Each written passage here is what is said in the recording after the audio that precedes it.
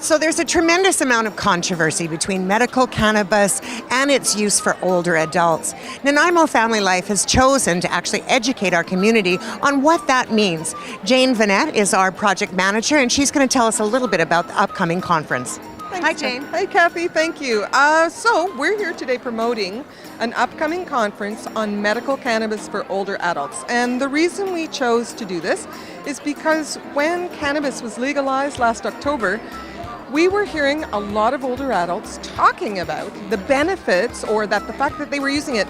But we said, oh, are you open about it? And they said, oh, no. And I was like, does your doctor know about it? And they were like, my doctor maybe wasn't so interested. We said, well, this is ridiculous. If there's good medicine out there to help older adults, they should know about it. So our board of directors said, look, why don't we put on a conference to educate people so they can come and they can ask the questions in a relaxed setting and get answers to things like all the different types of illnesses that medical cannabis can treat.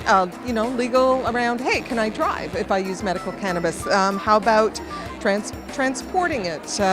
There's so many questions that most older adults don't even know that you can take it as a drop or you can take it as a spray and you don't have to smoke, right? Well, and I think that that's a really interesting point, because when we look at cannabis being legal as a recreational, people are talking a lot about smoking it and the smell of it and all of those things, but that's not necessarily what medical cannabis is it? No, and I think what we're learning as we're doing our research, because we're learning by putting on this conference, right? And so we're learning that there is no smell with a lot of the products. There are a lot of really unique ways to use medical cannabis, and people need to know about it, especially the fact that a lot of people don't even realize there's no THC in cannabis, a lot of the medical products.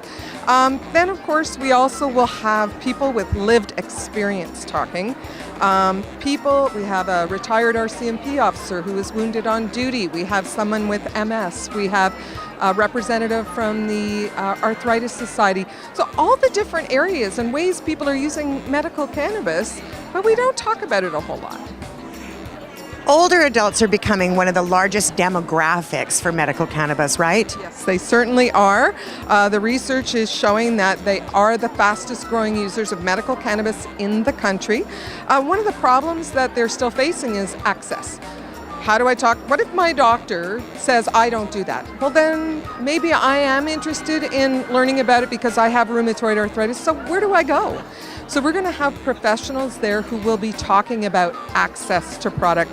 It will actually have an afternoon session with a panel of experts where older adults can come and ask their questions in a fun and invigorating and interesting environment, and probably, hopefully, take home information, current, relevant, valid information about research and medical cannabis that can really positively impact them.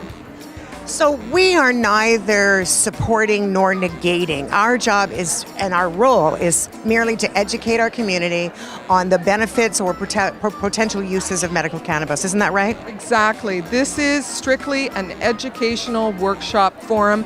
This is a way for Nanaimo Family Life to, yes, ask people to support us. We've been supporting the community for over 50 years by providing programs and services regardless of people's ability to pay. Rather than just going out and say, hey, could you give us money? We're saying, let's do something for the community at the same time, create a fundraiser that really allows us to allow people to self-actualize, and doing something a little edgy and different and fun all at the same time.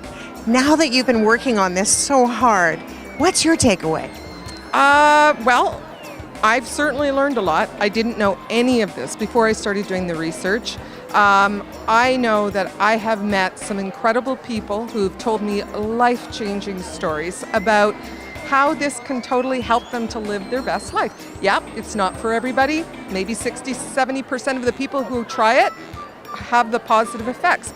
But if anything can give an older adult a higher and better quality of life, then I say go for it.